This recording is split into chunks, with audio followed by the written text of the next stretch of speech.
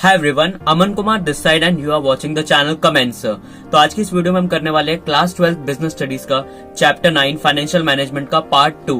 तो अगर आपने अभी तक पार्ट 1 नहीं देखा है तो डिस्क्रिप्शन बॉक्स में आपको उसका लिंक मिल जाएगा या आई बटन पे शो हो रहा होगा, आप वहां से उस वीडियो को देख लो। क्योंकि जो कैपिटल बजटिंग डिसीजन है इसको मैंने शॉर्ट में इन्वेस्टमेंट डिसीजन में कवर किया है, तो आप एक बार इसका कॉन्टेक्स्ट समझ लो तो आपके इसके फैक्टर्स समझ आएंगे। और मेक श्योर आपने चैनल को सब्सक्राइब कर रखा हो और बेल नोटिफिकेशन ऑन कर रखा हो ताकि आगे आने वाले पार्ट्स जो है उनकी नोटिफिकेशन आपको जल्दी से जल्दी पहुंच जाए। तो स्टार्ट करते हैं। आज का टॉपिक है factors affecting capital budgeting decision. आज सिर्फ ये सिंगल ही टॉपिक है तो काफी शॉर्ट वीडियो होगा, लेकिन मेक श्योर आप इस वीडियो का जो शॉर्ट नोट्स है डिस्क्रिप्शन बॉक्स में आपको मिल जाएगा, आप वहां से उनको डाउनलोड कर लो, एक बार ये रीड कर लो ये वीडियो का एक्सप्लेनेशन देखने के बाद, और फिर एनसीईआरटी से रेफर कर लेना, आपको सब कुछ समझ में आ जाएगा। तो स्टार्ट करते हैं। Factors affecting capital budgeting decision. सबसे पहले सिलेक्टिंग और रिजेक्टिंग और प्रोजेक्ट। अगर किसी प्रोजेक्ट को सिलेक्ट करना है या किसी को रिजेक्ट करना है तो कुछ बेसिस होता है। प्रोजेक्ट इवैल्यूएशन, सबसे पहले हम प्रोजेक्ट को इवैल्यूएट करेंगे सारे बेसिस पे कि कितना कॉस्ट लग रही है, कितनी रिटर्न्स आ रही है, कितना इन्वेस्टमेंट करना पड़ेगा, वो सारा जो इसमें मैंने आगे मेंशन कर रखा है। एक्सपेक्टेड रिटर्न्स कितने हैं, रिस्क इन्वॉल्व, कितना रिस्क है। अगर 2 प्रोजेक्ट्स है तो हम उसको आपस में कंपेयर कर सकते हैं। ऑब्वियसली 3 प्रोजेक्ट आपके पास, 4 प्रोजेक्ट है, डिपेंडिंग जो भी आपका सिनेरियो है, तो आप क्या करोगे, आपस में उनको कंपेयर करो। लेकिन अगर आपके पास सिर्फ एक ही प्रोजेक्ट है तो आपको वो प्रोजेक्ट आगे कंटिन्यू करना चाहिए या नहीं करना चाहिए, उसका डिसीजन कैसे लेंगे।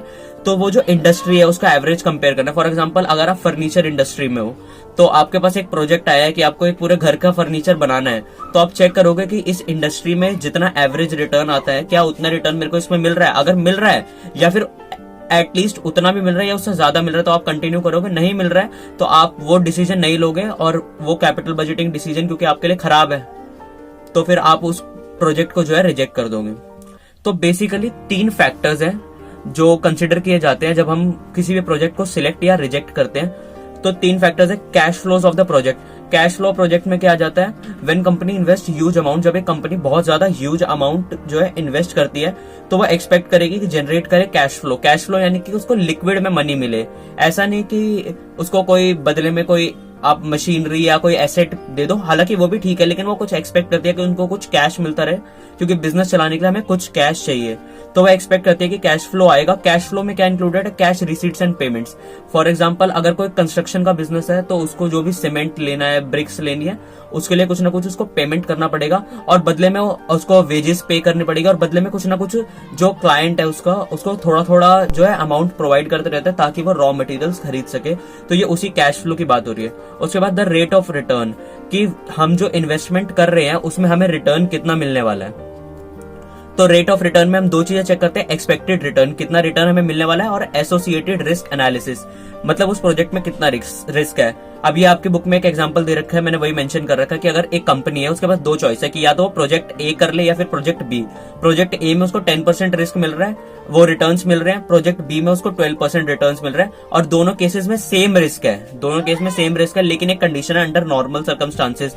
ऐसा कहीं मेंशन नहीं है कि कंपनी जो है हमेशा प्रोजेक्ट बी ही लेगी, लेकिन अगर नॉर्मल सर्कमस्टांसेस में देखा जाए अगर रिस्क सेम है तो कंपनी ऑब्वियस है कि ज्यादा रिटर्न्स वाला प्रोजेक्ट जो है उसे चूज करेगी और प्रोजेक्ट ए को रिजेक्ट कर देगी। तो थर्ड और जो लास्ट इंपॉर्टेंट फैक्टर है वो है द इन्वेस्टमेंट क्राइटेरिया इन्वॉल्व्ड, कि कौन सा इन्वेस्टमेंट क्राइटेरिया इन्वॉल्व्ड है। Decision to invest involves calculation. अगर हमें किसी प्रोजेक्ट में इन्वेस्टमेंट करना है तो हम काफी ज्यादा हमें कैलकुलेशन करना पड़ता है। द अमाउंट ऑफ इन्वेस्टमेंट, हमें इन्वेस्टमेंट में कितना पैसा लगाना पड़ेगा। इंटरेस्ट रेट और जो रेट ऑफ रिटर्न है उसमें काफी फर्क होता है। इंटरेस्ट रेट मतलब वो रेट जिसपे हमें पैसे मिलेंगे। फॉर एग्जांपल अगर हम बैंक से लोन लेते हैं तो हमें इंटरेस्ट लेना पड़ेगा।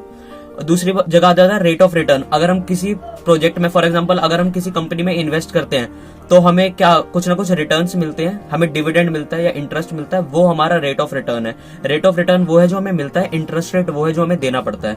और कैश फ्लोज में वही रिसीट एंड पेमेंट, जो हम पैसा देंगे और जो हमें पैसा मिलेगा। इसमें वर्किंग कैपिटल आता है। वर्किंग कैपिटल यानी कि जो छोटा मोटा पैसा जो डेली बेसिस के काम के लिए चाहिए होता है, सैलरीज के लिए, रेंट के लिए, इस सब के लिए। फिर इसमें एक चीज मेंशन है बुक में, capital budgeting techniques, different techniques to evaluate different investment proposals. अगर हमारे पास बहुत सारे इन्वेस्टमेंट प्रपोजल्स है, जैसे मैंने आपको भी पीछे एक एग्जांपल बताया था प्रोजेक्ट ए और प्रोजेक्ट बी का, तो वैसे अगर हमारे पास बहुत सारे इन्वेस्टमेंट प्रपोजल्स हैं तो हम कुछ ना कुछ टेक्निक लगाएंगे ताकि हम एनालाइज कर सके कौन से प्रोजेक्ट को ले कौन से को ना ले। तो वो जो टेक्निक है उसको हम कैपिटल बजटिंग टेक्निक बोलते हैं। बुक में ये ज्यादा मेंशन नहीं है कि कैपिटल बजटिंग टेक्निक क्या है, सिर्फ डेफिनेशन प्रोवाइड कर रखी है। These techniques are applied before selecting a particular project. जब हम एक पर्टिकुलर प्रोजेक्ट को सिलेक्ट करते हैं या फिर रिजेक्ट करने के लिए भी ये आ जाएगा, तो इन टेक्निक्स को हम अप्लाई करते हैं। तो आज की वीडियो में बस इतना ही। See you in the next video. Make sure आपने चैनल को सब्सक्राइब कर रखा हो और बेल नोटिफिकेशन ऑन कर रखा हो। इस चैप्टर का पार्ट 3 जल्दी आएगा। तो अगर आपको एक्सप्लेनेशन पसंद आई तो वीडियो को लाइक कर दो। डिस्क्रिप्शन बॉक्स में नोट्स पड़े हैं, आप एक बार उनको डाउनलोड कर लो, रीड कर को। उसके बाद रीड करने के बाद एनसीईआरटी रेफर करना, आपको सब समझ में आ जाएगा। उसके बाद भी कोई डाउट बचता है तो कमेंट बॉक्स में आप कमेंट कर सकते हैं, मैं आपको रिप्लाई दे दूंगा।